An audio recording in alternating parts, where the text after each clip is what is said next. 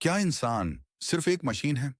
एक जटिल, उन्नत और लगभग परफेक्ट मशीन जिसकी हर क्रिया, हर भावना एक बायोलॉजिकल एल्गोरिदम के तहत चलती है? या फिर इंसान कुछ ऐसा है जो किसी भी मशीन, किसी भी टेक्नोलॉजी, किसी भी सिस्टम से अनंत गुना ज्यादा गहरा, ज्यादा रहस्यमय और ज्यादा शक्तिशाली है? आज हम इसी प्रश्न की गहराई में उतरने वाले हैं। हम विज्ञान, आध्यात्मिकता, मनोविज्ञान, दर्शन सबका उपयोग करेंगे और कोशिश करेंगे समझने की आखिर इंसान है क्या। ये वीडियो आपके सोचने के तरीके को बदल सकता है, क्योंकि ये सिर्फ सवाल नहीं है, ये हमारी पूरी सभ्यता की दिशा तय करने वाला प्रश्न है। क्या हम मशीन हैं या हम कुछ और हैं? चलिए शुरुआत करते हैं सबसे सीधे सवाल से। क्या शरीर एक मशीन है? अगर हम विज्ञान देखें तो हमारा शरीर लाखों प्रोसेस प्रति सेकंड संचालित करता है। हृदय एक स्वमरम्मत वाला पंप है जो बिना रुके काम करता है। फेफड़े एक एयर फिल्ट्रेशन और एक्सचेंज सिस्टम है। अस्थियां एक जटिल हाइड्रोलिक फ्रेमवर्क है। और मस्तिष्क मस्तिष्क दुनिया का सबसे तेज बायोलॉजिकल कंप्यूटर है जो 10 लाख अरब गणनाएं प्रति सेकंड कर सकता है। हर नर्व, हर सेल, हर हार्मोन, सब कुछ एक परिभाषित प्रोग्राम की तरह चलता है। इंसान की कुछ क्रियाएं जैसे नींद, प्यास, भूख, सेक्स ड्राइव, डर, गुस्सा, प्रेम, इन सब के पीछे अंततः बायोकेमिकल रिएक्शन और बायोलॉजिकल एल्गोरिदम है। इस वैज्ञानिक नजरिए से हाँ, इंसान एक अत्यधिक उन्नत रोबोट जैसा दिखता है।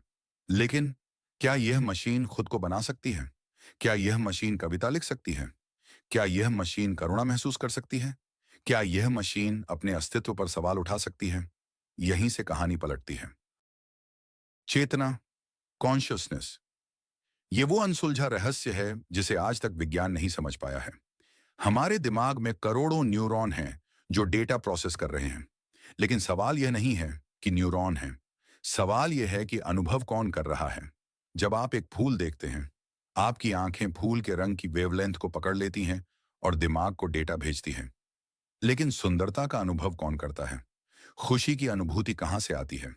एक मशीन में कैमरा है, वह डेटा कैप्चर कर सकता है, पर वह सुंदरता महसूस नहीं करता। एक मशीन में प्रोसेसिंग यूनिट है, वह क्षति को पहचानती है, पर वह दर्द महसूस नहीं करती। मस्तिष्क डेटा और तर्क दे सकता है, लेकिन अनुभव, अर्थ, भावनाएं, मूल्य और आत्म जागरूकता यानी सेल्फ अवेयरनेस, ये कहां से आते हैं? इसलिए कुछ दार्शनिक कहते हैं इंसान मशीन नहीं है, बल्कि एक चेतना है जो मशीन यानी शरीर और दिमाग का उपयोग करती है। यानी शरीर एक उपकरण है, दिमाग एक कंप्यूटर है, लेकिन चेतना कुछ और है। कुछ ऐसा जो किसी भी भौतिक विज्ञान की सीमा से परे है।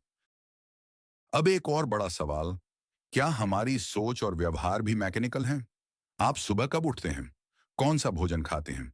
किस तरह की राजनीति को पसंद करते हैं? किससे प्यार होता है और किससे नफरत? क्या ये सब आपका स्वतंत्र चुनाव यानी फ्री विल है, या आप बचपन से ही प्रोग्राम किए जा रहे हैं? समाज, परिवार, धर्म, स्कूल, मीडिया, ये सब मिलकर आपके ऑपरेटिंग सिस्टम को आकार देते हैं। कई मनोवैज्ञानिक तो यहां तक कहते हैं मनुष्य 95% समय ऑटो पायलट पर चलता है। यानी हम सोचते हैं कि हम सोच रहे हैं, लेकिन हम केवल अपने माता पिता, समाज और बचपन के अनुभवों के पुराने प्रोग्राम दोहरा रहे होते हैं। अगर ये सच है, तो इंसान मशीन जैसा है, एक सोती हुई प्रोग्राम्ड मशीन। लेकिन सवाल उठता है, क्या इस मशीन में जागने की क्षमता है? क्या कोई प्रोग्राम खुद को देख सकता है? आध्यात्मिक परंपराओं में कहा गया है इंसान जन्म से सोया होता है, बाहर से जागा हुआ, भीतर से सोया हुआ। लेकिन इंसान का असली चमत्कार तब होता है जब वह अपने प्रोग्राम को देख लेता है। जब आप सोचते हैं मैं गुस्सा हूं, तो आप प्रोग्राम में होते हैं। लेकिन जब आप देखते हैं मेरे भीतर गुस्सा उठ रहा है, तब आप प्रोग्राम से बाहर आ जाते हैं। एक मशीन अपने प्रोग्राम को नहीं देख सकती, उसे बदल नहीं सकती, लेकिन इंसान देख सकता है, और यही उसे मशीन से अलग करता है। ध्यान, योग, गहरी प्रार्थना, मौन, ये सब साधन हैं इस प्रोग्राम को समझने के। जैसे ही आप देखते हैं कि मेरी सोच मेरी नहीं है, ये बस एक आदत है, उसे तोड़ने का रास्ता खुल जाता है। यह जागना, यह चुनने की क्षमता, केवल इंसानों में संभव है। यह चेतना की स्वतंत्रता है। एआई, रोबोटिक्स, न्यूरोटेक्नोलॉजी, दुनिया तेजी से बदल रही है। आज मशीनें देख सकती हैं, कविता लिख सकती हैं, संगीत बना सकती हैं और मानव दिमाग को कई क्षेत्रों में हरा सकती हैं। पर क्या मशीनें महसूस कर सकती हैं? क्या एक एआई को सच में दुख होगा? क्या वह माफी मांगते समय पश्चाताप महसूस करेगी? करुणा, प्रेम, त्याग, ये चीजें प्रोग्राम में नहीं आती। एआई विशेषज्ञ जॉन सार्ले अपने चाइनीज रूम तर्क से बताते हैं, सिंटैक्स यानी नियमों से व्यवस्थित होना, सिमेंटिक्स यानी तार्किक और अर्थपूर्ण होना नहीं है। अर्थात मशीन अक्षरों को सही क्रम में लिख तो सकती है, लेकिन वह उनके अर्थ को नहीं जानती। कुछ वैज्ञानिक मानते हैं कि एक दिन मशीन में चेतना आ सकती है, पर यह आज भी सिर्फ एक धारणा मात्र है, क्योंकि जब तक हम यह नहीं समझेंगे कि चेतना कहाँ से आती है, तब तक हम इसे बना नहीं सकते। हर संस्कृति, हर धर्म, हर परंपरा इंसान को सिर्फ शरीर नहीं मानती। वेदांत कहता है, तुम शरीर नहीं हो, तुम दृष्टा यानी विटनेस हो।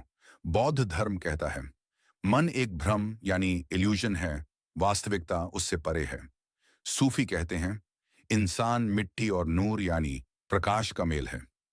अगर ये सभी परंपराएं गलत होती तो इतने हजारों साल तक ये विचार टिकते नहीं। कुछ न कुछ सच्चाई है कि इंसान सिर्फ एक मशीन नहीं, वो एक रहस्य है जिसे केवल मशीन के तार्किक फ्रेम में बांधना नामुमकिन है। विज्ञान कहता है सब कुछ पदार्थ यानी मैटर है। आध्यात्मिकता कहती है सब कुछ चेतना यानी कॉन्शियसनेस है। दोनों सही हो सकते हैं, क्योंकि हो सकता है पदार्थ भी चेतना का ही एक घनत्व वाला रूप यानी a dense form of consciousness हो। अगर चेतना ही ब्रह्मांड की मूल शक्ति है, तो शरीर और मस्तिष्क सिर्फ उसके उपकरण हैं। यानी इंसान मशीन नहीं है, इंसान मशीन में रहने वाली चेतना है। यह वह सीमा है जहां विज्ञान सवाल उठाना शुरू करता है और जहां आध्यात्मिकता जवाब देना बंद कर देती है। जब भी आप खुद से पूछते हैं, क्या मैं एक मशीन हूं, तो आप असल में पूछ रहे हैं, मैं कौन हूं? क्या मैं शरीर हूं? क्या मैं दिमाग हूं? क्या मैं मेरे विचार हूं? क्या मैं मेरी भावनाएं हूं? या इन सब का साक्षी विटनेस हूं? अगर आप केवल मशीन होते, तो ये सवाल ही नहीं उठते। सवाल उठना ही इस बात का प्रमाण है कि आप मशीन नहीं हैं।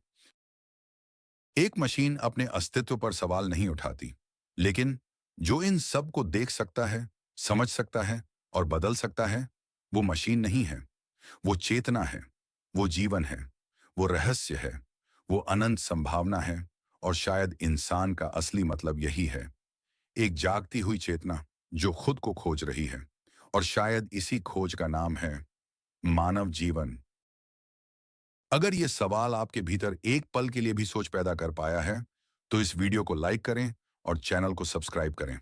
और अगर आप ऐसे सवालों से बार बार टकराना चाहते हैं, तो बेल आइकन दबाना न भूलें। जुड़े रहिए एक्सपीरियंस वर्ल्ड के साथ, जहां हम इस सृष्टि के रहस्यों को उजागर करते हैं। धन्यवाद।